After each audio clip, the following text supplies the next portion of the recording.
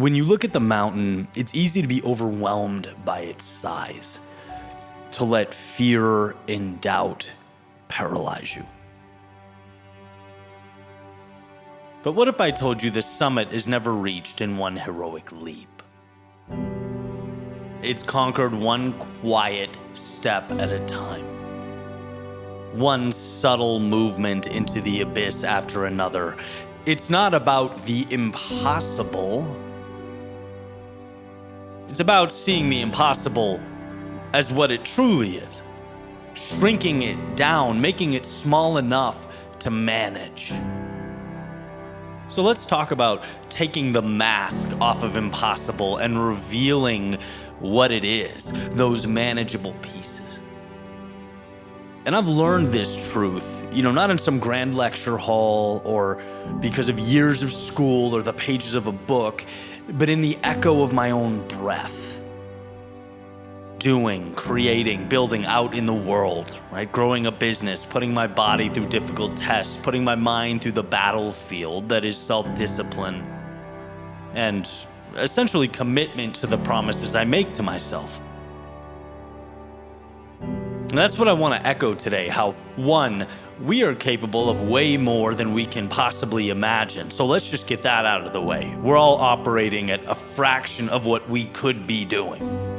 And two, it's never about the obstacle ahead, the size of what waits before us. It's how we assess and internalize and break down those obstacles. It is doable. Again, your mind just has to perceive it as so. No one leaps a marathon, as much as we wish we could when we're tired and worn down and hurting, but we can't. But what we can do is utilize what's around us in a way that helps us win. We can rig the game in our favor. And so here's a quick example that I wanted to share. I like to put myself in these circumstances because it's truly an exercise in taking these giant things and turning them into very real, practical roadmaps. A few days ago, I did an afternoon bleacher workout in an empty stadium in Phoenix, Arizona. Very simple, right? Sprint up the bleachers and then you walk down, recovering. As soon as you get to the bottom, you turn around, you sprint up again.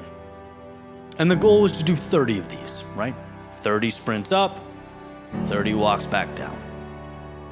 And like so many things, it's a cakewalk until it isn't, right? I remember hitting sprint 12 or 13, you start going, oh man, I better recruit the mind to start painting this picture as something fun and beautiful and exciting because the body wants to revolt. Right? You get that sort of mini panic that's like, bro, I don't know how long you can sustain this. It's just reaction, it's real. And at the start, standing there looking up at endless rows, the towering steps, the mind, you can't help but watch it, observe it, question, how can I possibly do this? 30 sprints up? That's a lot in this heat. That's a tall order. And on top of that, the hardest part is no one's around, right? I technically don't need to be there. Why not leave? Or why not do 20 instead of 30? What's keeping me committed to such a quote-unquote foolish pursuit? That, when I start engaging in suffering, is always the talk that goes on in my head, the negative self-talk, that whispering, again, you're not at gunpoint here, buddy. Walk away. But I think that's the secret of any great feat, right? Whether it's something as trivial as running up steps or, something as grandiose as starting a business, pursuing a degree, starting a family, raising kids, whatever it is, it's never accomplished all at once. It's never one single push, one massive effort. It's the ability to break it down, to divide it, to transform the colossal into manageable pieces. If you understand this, you possess a skill set that makes everything else in life doable. You're holding a key capable of opening any door. And on those stadium steps, I leaned heavily back into the games I used to to play with numbers while running so many times in my past. I didn't think about 30 sprints. I thought about the first one, just one. I'd trick my mind into seeing less, into shrinking the impossible. One sprint, one effort. Then I'd reach the top, I'd smile because, well, the next one was the same, just one more. Turn and go. Turn and go.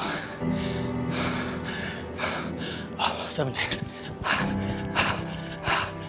One becomes two. Two becomes 10. The numbers grow, but the method remains. At 13, we're not even thinking about 30. That's crazy.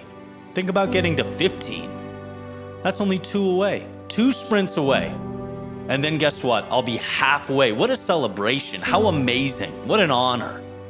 You're about to hit 15. Focus on that. We're only 5 away from that. It's all you think about. It's all that occupies your mind. If anyone can do 5 more. 5. 5. And guys, I want to be clear. I understand the simplicity and seemingly trivial nature of this. I'm emphasizing it because I don't want you to dismiss it thinking, oh, this is just semantics, or oh, this is just how you talk to yourself. It's everything. It's giving yourself permission to win. It's unpacking the grandiose into the manageable. And that's why it's been so effective for me. I've learned to count in 5s, to count in 10s, to create milestones and markers along the way. Each one a small victory, a reason to keep going, which in and of itself is power, right? It's like you create this little validation, you build it into your process so that you're going to bed feeling like a winner, because you are. It's not, oh, I don't have the mountaintop 8 miles away. It's another L for me. No, I took 3 steps today. I pointed out what they would be, I planned them, and I hit them. That's winning. Each one is a reminder that the summit is not some distant place, it's right here, in this moment, in this step. And see, in life, especially when we're going through our most difficult times, it's incredibly easy to get lost in the enormity of it all. The weight of the journey in totality can be paralyzing. That's true in the stadium, but it's just as true in life.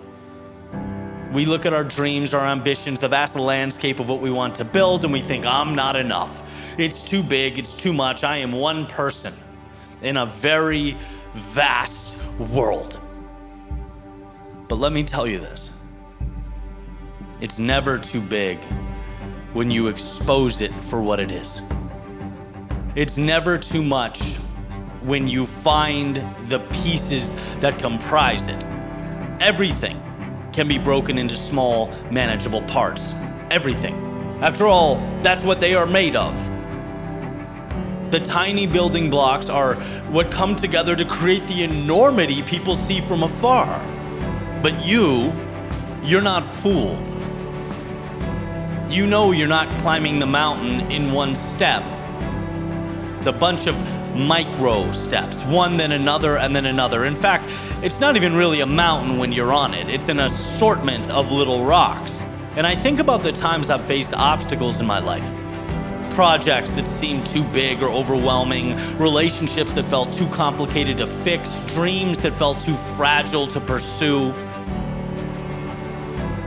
The lesson of the bleachers, right? The lesson of one sprint at a time carried me through all of it. Building this media company, every single creation, every video, every story, thinking this could be the one.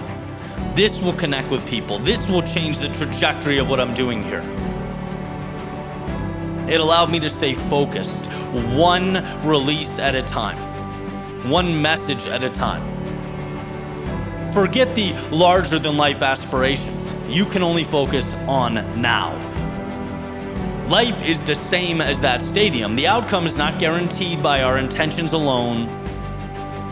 It's shaped by our approach, by our willingness to find a path that makes the outcome actually plausible. Not about erasing pain, but about making pain a companion. About turning the discomfort into an ally, part of the process, turning the task into a series of sprints instead of a single marathon. Never forget, anyone can do one sprint, right? And the fun part is 30 is just one 30 times. Anyone can say, do a wall sit for 15 seconds. Well, 2 minutes is just 15 seconds 8 times. Eddie, this is just semantics. Time is time is time. No, it's not. It's how your brain processes and manages what's in front of it. That's what determines whether you win or lose. Again, a lot of people I know have quit things out of frustration with how far away the finish line is. What they failed to realize is they shouldn't even be looking at the finish line. They should be creating benchmarks, hitting those little victories worth celebrating. Because when the time comes and they look back, they'll see a trail of success so pronounced that it'll be mind-blowing. That's how you win. Whether you're climbing stadium steps or building a dream from scratch, you win by shrinking the problem, by making it so small your mind can't find a reason to quit or be intimidated. Take a breath. Look up at that towering set of steps in your life and then begin one step at a time. You're not responsible for anything else besides that step. And as you know, anyone can take one step. So by refusing to sit in awe of the challenge before us, by pulling out its pieces and stacking them so that they become our foundation, well, that's how we win. That's how we defeat the impossible. By refusing to let it stay impossible.